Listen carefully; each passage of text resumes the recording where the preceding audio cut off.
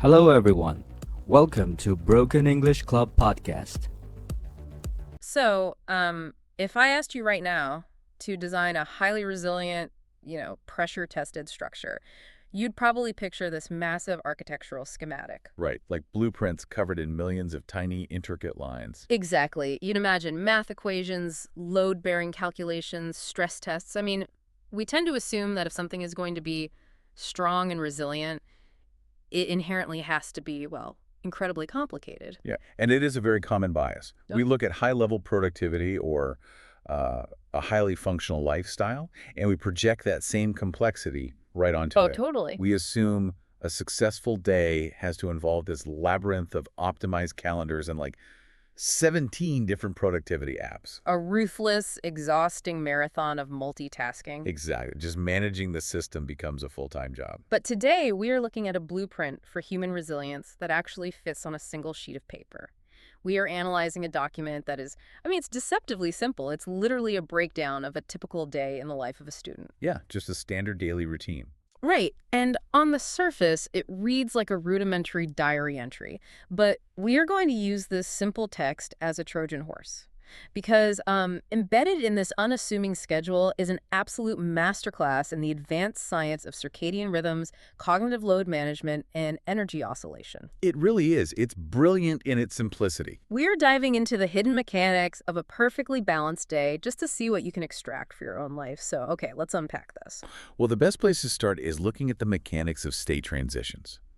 Like, how does this student actually shift from unconsciousness to active engagement? The wake-up protocol. Right.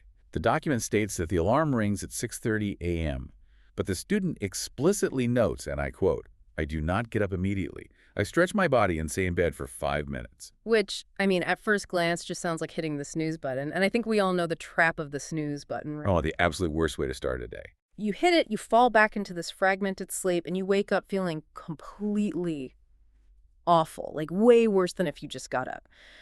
So how is this 5-minute stretch any different from just dragging your feet? It is entirely different from a physiological standpoint. When you slap a snooze button and go back to sleep, you are attempting to initiate a brand new sleep cycle. Right. A cycle that you will inevitably have to abruptly break just a few minutes later. Which feels terrible. Exactly, because that amplifies a state called sleep inertia. That's that groggy, heavily disoriented feeling caused by the incomplete clearance of adenosine in the brain. Okay, so adenosine is like the sleep chemical. Basically, yeah. But this student isn't going back to sleep. They are stretching. They are utilizing those 5 minutes to actively map their physical body. Actively mapping. Wait, what do you mean by that? Well, when you stretch, you are firing up your proprioceptive system. Okay. You are sending signals from your muscles and your joints straight back to your brain, essentially bringing your nervous system online in a graduated, highly controlled manner. Oh, wow. I like that. Like warming up a car engine before you just floor the gas pedal. That's a perfect analogy, because contrast that with the modern default, right? Leaping out of bed in an absolute panic the second the alarm blares. Slapping the phone, stumbling in the dark. Yes, and when you do that, you trigger an exaggerated cortisol awakening response. You're basically flooding your system with adrenaline and stress hormones before your brain has even fully recognized that you are awake. So a jarring wake-up literally forces your body into a reactive fight-or-flight state right out of the gate. Exactly. You start the day playing defense. But by taking those 5 minutes to just stretch and breathe, you are dictating the terms of your wakefulness. You're clearing that sleep inertia manually. You are asserting control over your baseline physiology. And that intentionality, it extends right into their next major action. At breakfast. Right. At 7 a.m., after washing their face, they have breakfast. And they specifically note they eat porridge or toast because, as they write, it gives me energy for the whole day. I love how that phrasing is just so utilitarian. Like, they don't mention flavor or craving or anything like that. They view the breakfast entirely as a functional mechanism. Because it is. Let's look at the science of porridge, which is basically oats. Right. This is a complex carbohydrate with a very low glycemic index. Meaning it digests slowly. Exactly. When you eat something like, say, a sugary pastry or a highly processed, colorful cereal. A bowl of sugar, basically. Right. Your blood glucose spikes violently, which then prompts a massive release of insulin to deal with all that sugar. And that is inevitably followed by a really sharp crash. Oh, the mid-morning slump. Yes. That crash manifests as brain fog, irritability, and severe fatigue by like 10:00 a.m. You essentially bankrupt your energy reserves before the workday has even really started. Precisely. But oats release glucose into the bloodstream slowly and steadily, providing a sustained energetic foundation for hours. So, I mean, by 7:30 a.m., the student has already successfully managed two critical biological systems. They really have. They have gently shifted their nervous system out of sleep inertia, and they have stabilized their metabolic baseline for the next several hours. They're completely primed and ready to go. They've built the foundation. But now, they have to take that foundation out into the chaotic public sphere. And this brings us to how this student handles the spaces in between. The commute. Yeah. The text notes that at 8:00 a.m., they leave the house and take the bus to college. And during this commute, they listen to English podcasts. Then, at 9:00 a.m., their very first class is English literature, which is their favorite because they, quote, love stories. What's fascinating here is that we are observing the sophisticated use of priming and environmental shielding. Environmental shielding. Yeah, because think about it, the commute is traditionally viewed as dead time, or honestly worse, a source of unavoidable cognitive drain. Public transit is unpredictable, it's loud, it's overstimulating. Let's actually talk about that cognitive drain, because I think people completely underestimate how exhausting a commute really is. I mean, isn't a bus usually just chaotic? You aren't just sitting there peacefully. Not at all. Your brain is constantly scanning threats, right? You're processing overlapping conversations, listening for your stop, managing your physical balance when the bus jerks around. It's a huge mental tax. There's a massive tax. Yeah. Your brain uses a process called sensory gating to filter out irrelevant background noise just so you can function. Sensory gating, okay. And that sensory gating burns real calories. It consumes your limited cognitive bandwidth. If you just sit on a chaotic bus for an hour, raw-dogging the noise, you are going to arrive at your destination already depleted. Wow. So putting on an English podcast isn't just about trying to squeeze in some extra studying or be an overachiever. It is creating what we could call an auditory airlock. An auditory airlock. I love that. That is a highly accurate way to frame it. Right, because it seals you off. Exactly. The podcast acts as a cognitive filter. By piping a controlled, predictable stream of information directly into their ears, the student relieves their brain from the exhausting work of sensory gating the entire bus. They replace an unpredictable, draining environment with a predictable, enriching one. Yes, but the choice of the podcast is what really elevates this entire strategy. They don't just listen to random music or, a true crime show. Right. They specifically listen to an English podcast directly preceding an English literature class. And this is where the concept of priming comes in. In cognitive psychology, priming is a phenomenon where exposure to one stimulus influences how you respond to a subsequent related stimulus. So by listening to the cadence, the vocabulary, and the structure of the English language for a full hour before class, The student is literally warming up the specific semantic networks in their brain required for that exact subject. so when they walk into that 9:00 a.m. lecture, they aren't starting cold. They don't have to spend the first 20 minutes of class just trying to get into the right headspace or struggling to focus. The engine is already running at the exact right speed. They are leveraging context-dependent memory and state-dependent learning before the professor even opens their mouth. It's incredibly efficient. It's so smart. And that concept of environmental control, like matching your specific environment to your specific cognitive needs, that becomes the defining feature of how they manage the rest of their entire day. Which brings us perfectly to the afternoon, because the shift in how they navigate the middle of the day is, frankly, drastic. Oh, it's night and day, yeah. At noon, the student goes to the canteen with their friends, and the text emphasizes that they talk about lessons, movies, and sports and calls it, quote, the best time to relax and laugh. Right. Then, just a few hours later, the scene completely changes. They go to the library. They note it is, quote, very quiet there, and they spend 2 solid hours finishing homework and preparing for the next day. We really need to talk about energy oscillation here, specifically this concept of ultradian rhythms. Ultradian rhythms. Yes. The human brain cannot maintain high-level, sustained focus indefinitely. It's impossible. It operates in cycles of peak energy and then necessary recovery. Okay. What this student is doing is creating a stark, necessary contrast between social release and solitary focus. I often think of this dynamic like a pendulum. Oh, a pendulum. Yeah, Okay. like a pendulum builds its potential energy through the extremity of its swing. It can only swing far to the left for deep, solitary focus if it has first swung equally far to the right for unstructured, chaotic social release. That is a fantastic analogy, and it highlights the danger of what happens when we try to live in the middle. The murky middle. Right. Think about the modern tendency to blend states, like people try to study or do deep work in a loud, bustling cafe. Which never works as well as you think it will. No.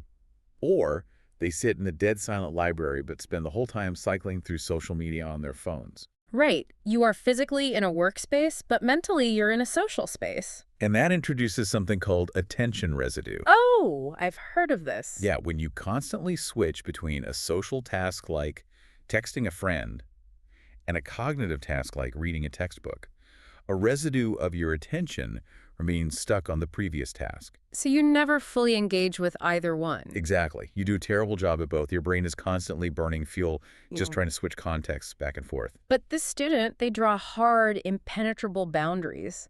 The canteen is strictly for relaxing, laughing, and debating movies and sports. Right. It's loud, it's chaotic, and it's deeply social. Which provides a crucial dopaminergic reset. The laughter and the social bonding actually lower the cortisol accumulated from those intense morning classes, and they replenish dopamine baselines. Oh, wow. So once that social and emotional need is completely fulfilled, the pendulum can swing back. Exactly. Right. So they don't sit in the library battling FOMO, fear of missing out, because they already got all of that social energy out of their system. They left it all in the canteen. Yeah. They can fully surrender to the, quote, very quiet environment of the library.